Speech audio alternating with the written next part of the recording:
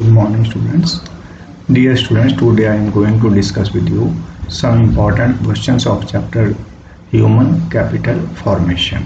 In the continuity, its number is 15, otherwise it is chapter number 5. Now, one mark question which I am going to discuss with you with this lesson. The question number 1 is, what is meant by physical capital? As I have discussed with you, physical capital refers to all those inputs which are required for further production, like plant, machinery, factory, building, raw material. There are two types of capital basically: physical capital, human capital. Physical capital refers to those assets which are tangible and helps in the further production. It may be tools, it may be implements, it may be equipments, it may be plant, or it may be machinery. So physical capital means all those assets of a producer which have physical existence and have help in the further production of goods. Second, what are the two major sources of human capital in a country? Question asked, what are the two major sources of human capital? Means, so human capital is totally different from physical capital. So the answer is very clear. There are two sources of human capital are investment in education, investment in health. Human capital means investment in the human beings, and investment in human beings can be made through either investment in the education or investment in the health facilities. Now the examiner may ask the question, what are the various forms of health expenditure? Means how government can make expenditure on health to improve the infrastructure of health, to increase the health facilities. So preventive medicine, curative medicine, social medicine, provision of clean drinking water and good sanitation are various forms of health expenditure. In other words, you can simply reply that health expenditure by the government to improve health facilities in the country. It may be either opening of more medical colleges, providing free medical services to the people, or providing free medicines to the people. Similarly, now the next question may be asked, give the meaning of human capital. Human capital refers to stock of skill, ability, expertise, education, knowledge involved in the people. Now the question may be asked, what do you mean by human capital? There are two words, one is human, another is a capital. So basically human capital combined meaning is knowledge, skill, efficiency, experts people in a country at any particular point of time. You simply reply the question is of 1 mark. What is human capital? Human capital refers to the stock of skill, ability, expertise, education and knowledge involved person in the country. Why do we observe regional differences in the educational attainment in India? It means in all the regions of India, the level of education attainment is not same. For example, in the Kerala, you find more educated people as compared to Bihar or Nagaland. So the question may be asked, why do we observe regional differences in the educational attainment in India? Basic cause of regional difference in the educational attainment in India can be due to regional inequality in the income and expenditure of government on the development of educational facilities. Basically, education is a subject matter of concurrent list. There are 3 types of the list divided as per the Constitution of India: Union list, state list, concurrent list. In the Union list, all those matters are kept which are decided by the, which are undertaken by the, on whom decision is taken by the central government, and you can include the defense or police. Similarly, in the second category, the second list, in the second priority list is the state list, in which all those matters are kept, in which decision can be taken only by the state government. In this you may include transport facilities or police or other local administrative facilities. And third one is the concurrent list. Concurrent list is that list in which those remaining matters are kept, those remaining centers are kept, those remaining matters, those remaining things, those remaining objects are kept on whom both central government as well as state government can take the decision, can make the law. And in the concurrent list, we may include the education facilities or health facilities. Now, in the educational facility, how you can say educational facilities are a part of concurrent list? You can say state government schools as well as the central government schools. You can see the state government is providing through their own means, and central government is also opening school like the Kendriya Vidyalayas. So the basic reason of regional difference between educational attainment in India is there is regional inequality in the income and expenditure. Some regions are very rich as compared to some other regions. If we take the level of per capita income or level of income of India in different states of India, so you will find a large number of disparity, large number of inequality even in the India, even in the different states like the Goa, Punjab, Haryana is better as compared to Bihar, Odisha. Examiner may ask you the next question. Maybe ask, why has India not been able to achieve 100% literacy even till today? There are several reasons. You can say simply reply, there is not any one particular reason for achieving 100% educational rate in India.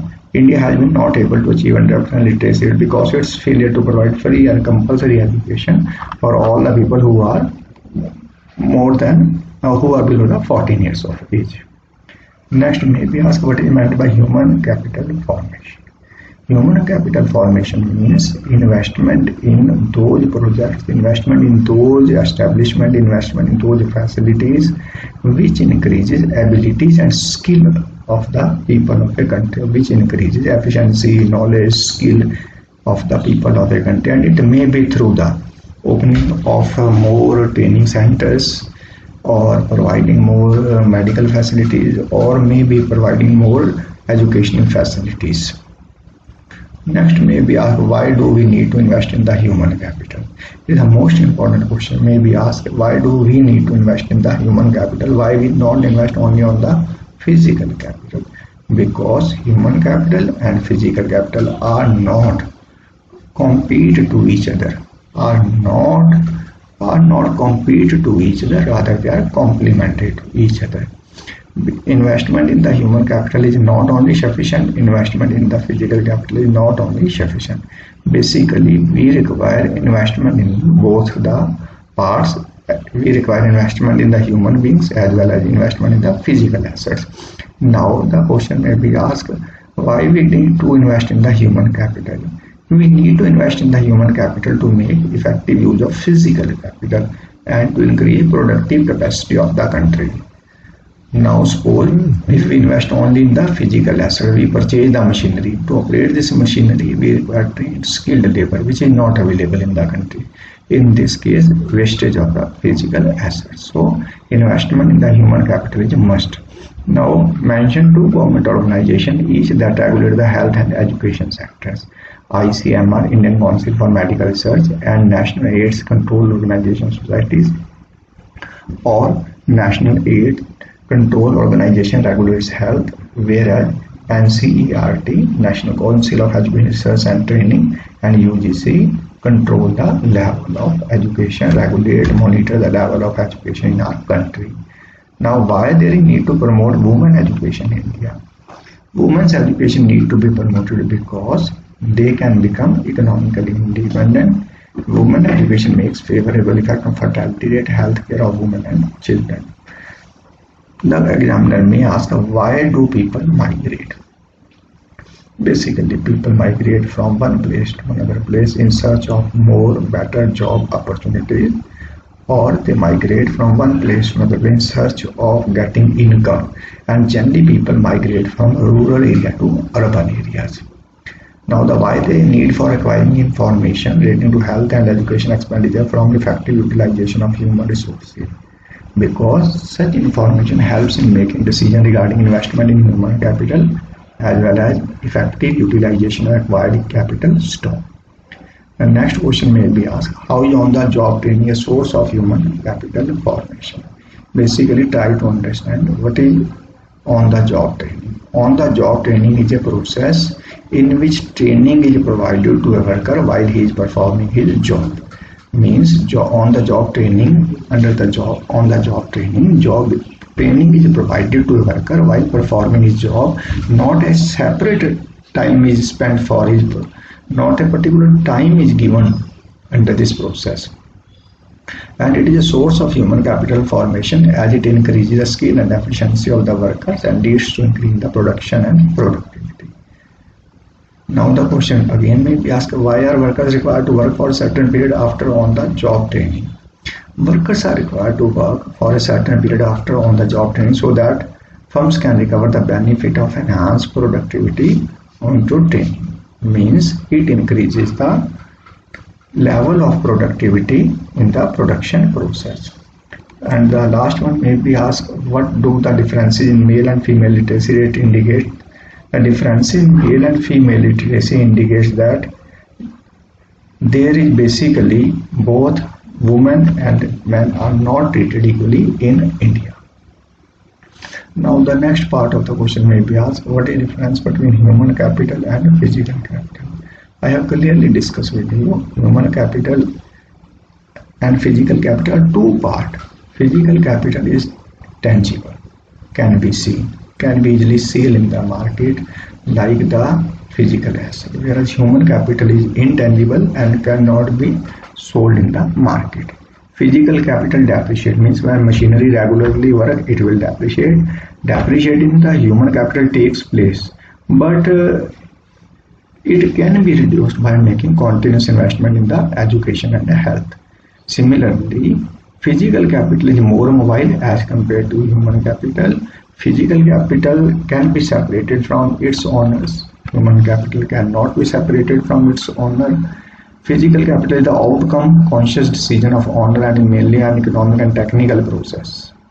And it can be followed through aspects. Formation of human capital partly a social process, by partly a conscious decision of possessors of human capital. Human capital formation is to be done through conscious policy formulations.